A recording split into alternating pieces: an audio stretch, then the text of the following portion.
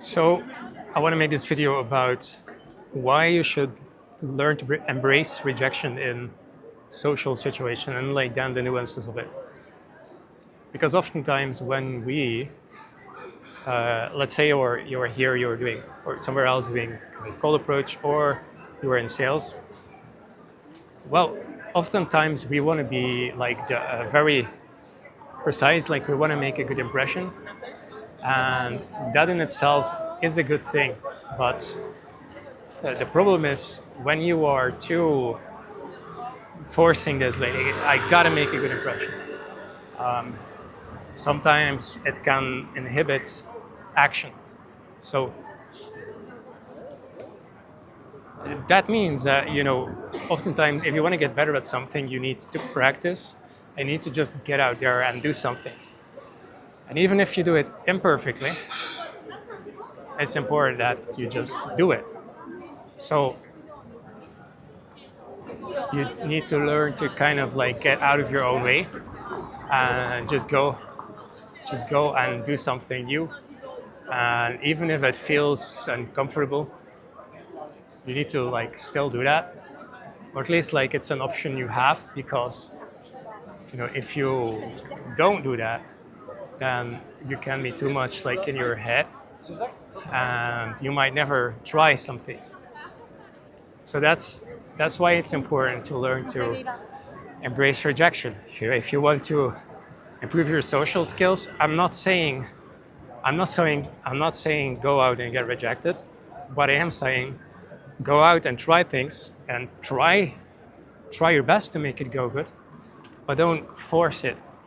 You know, if you see someone you want to talk to, just go and talk to them, and then if it goes good, that's great. If it doesn't, then whatever.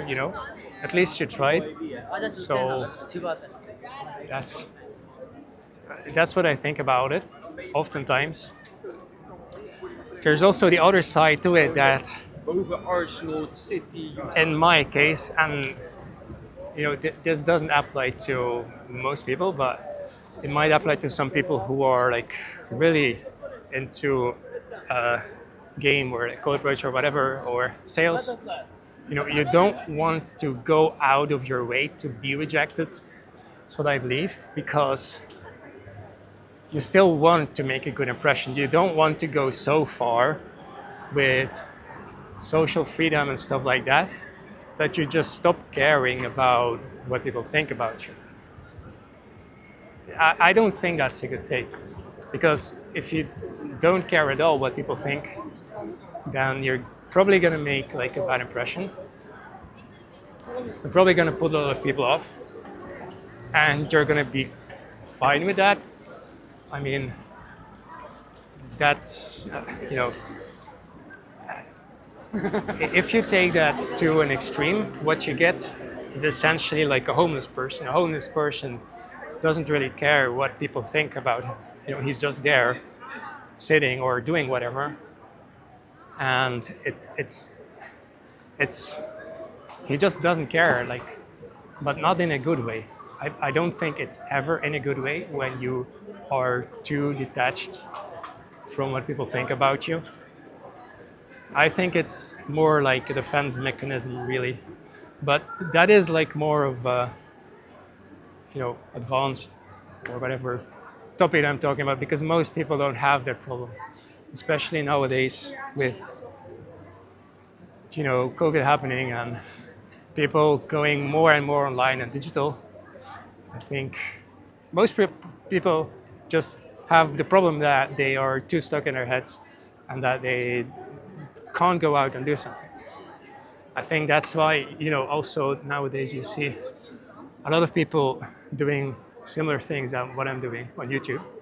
Social anxiety challenges, and people, especially the younger guys, going out, talking to girls, like they always have. But now it's like really a popular thing on YouTube.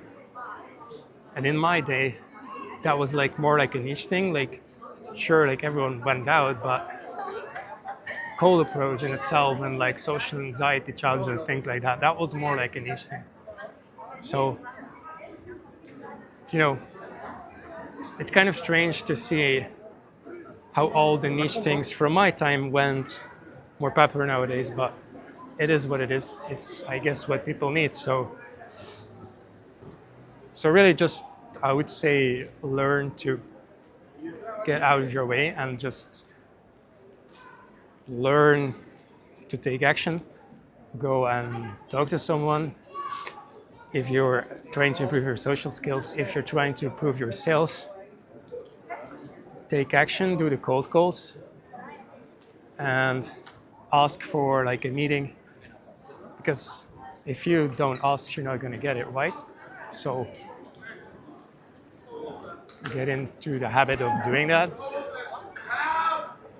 And then like, I think that's more like the first step is like getting over the rejection and like being okay with it when it happens. And then the second step is going to be once you can ask for things and you're more okay with that. Now you want to calibrate your approaches or your interactions more, because now it's not just about asking, you also want to get it. But that again will create the same problem again, because now you're fine-tuning and you are putting more pressure on yourself to make it go well.